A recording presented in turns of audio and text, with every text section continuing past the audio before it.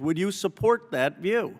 First of all, I don't know exactly the circumstances that you're talking about in China. That's shocking that you don't know the Uyghurs and the human rights violations there. Can't tell you that I know anything about it, sir.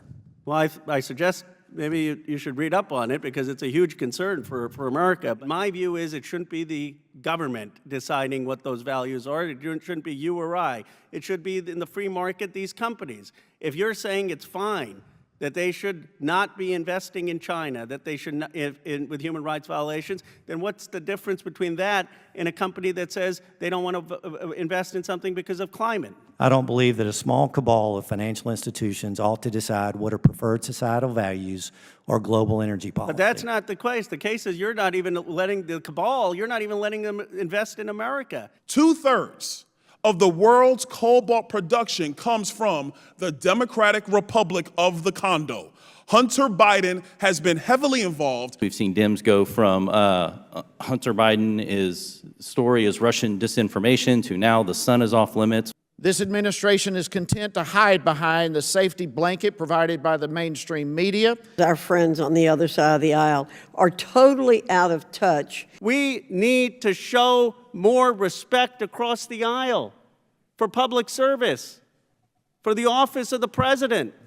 We need to stop the character assassination, and we need to stop going after people's families who have nothing to do with political office. It's a simple question, sir. Do you respect those colleagues or not?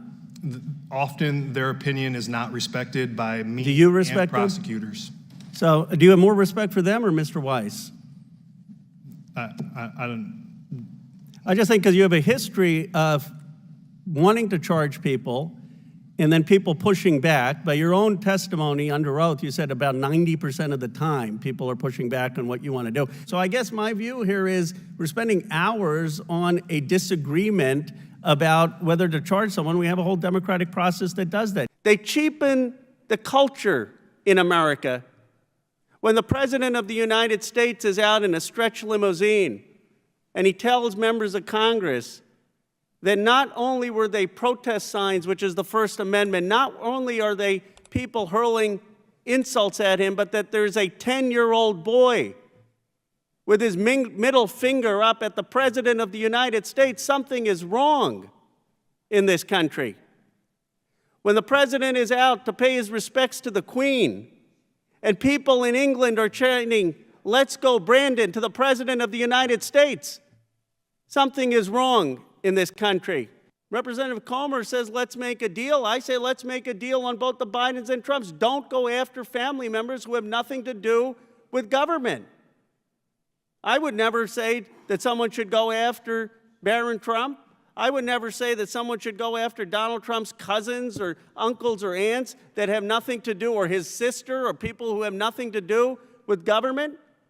And we should not go after President Biden's family for people who have nothing to do in government. It is time that we stop the character assassination, or we're not going to get people of President Biden's commitment to go into public service. And that ought to be on both sides. So what this committee ought to say is family members who don't serve, who don't have anything to do with politics, are not fair game. And I really am saddened again by an attack on someone who literally has dedicated his whole life to public service. Will the gentleman yield to a question? And I will yield, but if I could just finish.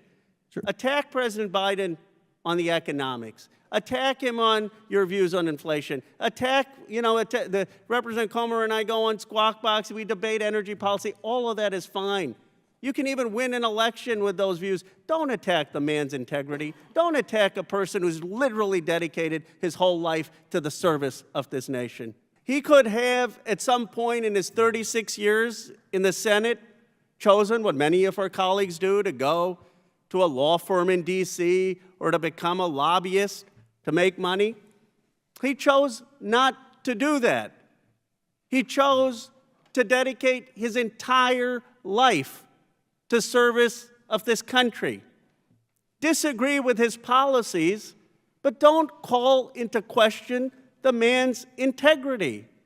Thank you, Mr. Chairman. Thank you, Mr. Shapley, for being here. I understand you see it as your duty to have the strict enforcement of tax laws. Is it true that you have often disagreed with charging decisions before? I have agreed with charging decisions before. I'm saying, is it true that you have often disagreed? Your recommendations have often been disregarded before when it comes to charging decisions. Is that true?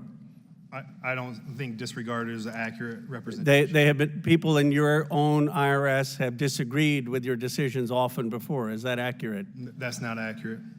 Is it not true that the tax counsel in the criminal department has disagreed often with your decisions in the past? Oh, criminal tax attorneys? Yes. And, you know, as I stated in my So testimony, how often have they disagreed, in your opinion, with your recommendation decisions?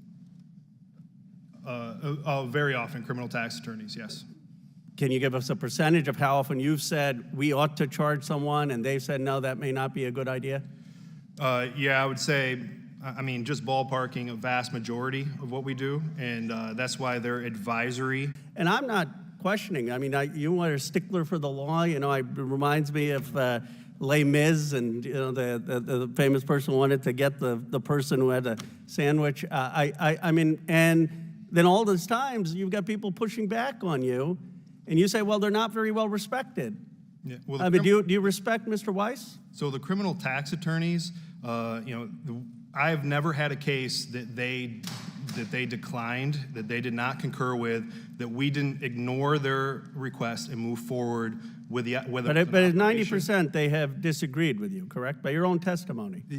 Yeah, yes, I established that, but they're And advisory. let me just ask you on the media, you've given testimony under oath that you have never spoken to the Washington Post, any report on this matter, correct? That's correct. Do you know, have you spoken to any media outlet on this matter? I have spoken after the House Ways and Means Committee. Before that, released have you testimony. spoken to any media journalist on this matter? Absolutely not. Do you know of any colleague of yours at the IRS who has spoken to any journalist on this matter? Absolutely not. Do you know of any investigation into the leaks on this matter? So the October 6th leak, I was the person who referred it to our Inspector General. There was Do you know also any of your colleagues who a are leak under on December 9th of 2020, around the day of action. Do you know if any of that your I colleagues know are that under the IRS investigation? Inspector General and DOJ Sorry, if I IG could just was looking finish. into. Do you know if any of your colleagues are under investigation for that leak? No, I know of no colleague under investigation for that leak. And just for the record, then it is your testimony under oath that you have never spoken to any media person before the House testimony about this matter. It's not only my testimony under oath today. I provided an affidavit at House Ways and Means Committee stating the same. I've said it to our Inspector General's office as well. I appreciate that. also I just said want to it, make a final point to on House this. Ways I and mean, Means. one, I think what, Mr. Chairman, could we mind if I? Yeah, can the gentleman answer the question you asked, Mr. I Khanna? just don't want my time to be affected. If you're granting him the time, Mr. Chairman, but that's You unusual. give me, I've never I seen want that. a minute to wrap up if you want to give him Okay, you have a minute. Okay. Here's the point. I think this whole thing, our ranking member Raskin summarized this. I don't disrespect you, sir. I think you have a tough view on what you think the law should be.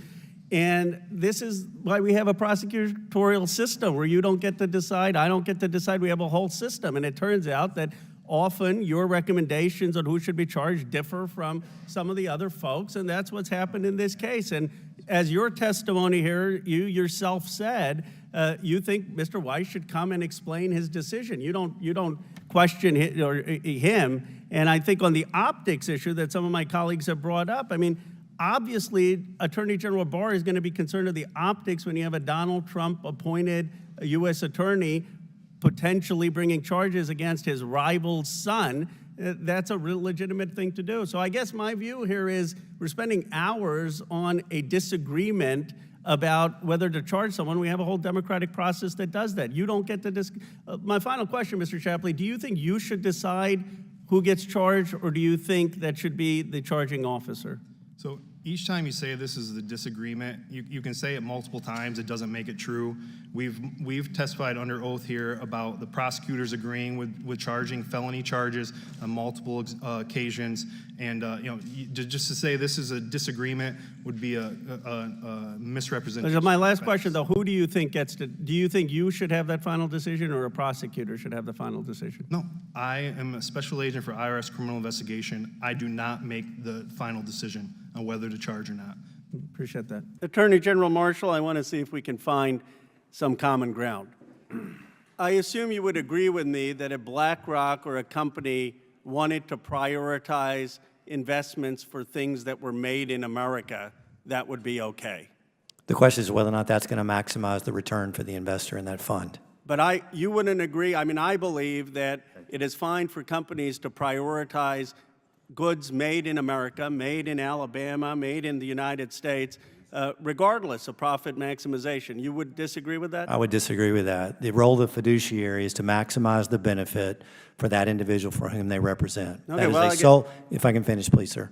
It's a sole interest duty of loyalty that exists for that fiduciary.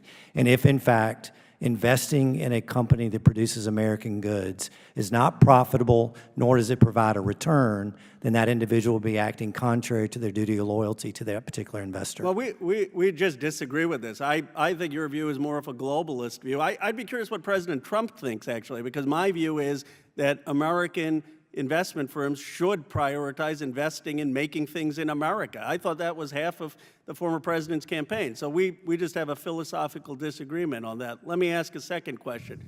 I assume you would be fine if BlackRock says, even though the vast majority of profit maximization would mean investing in China, which, by the way, they have said that's the highest returns, we're going to choose not to invest there because of the human rights violations of the Uyghurs. Would you be for them maximizing their profits and investing in China, or would you support them not investing in China because of human rights concerns? Obviously, BlackRock has multiple investment vehicles for which people can choose.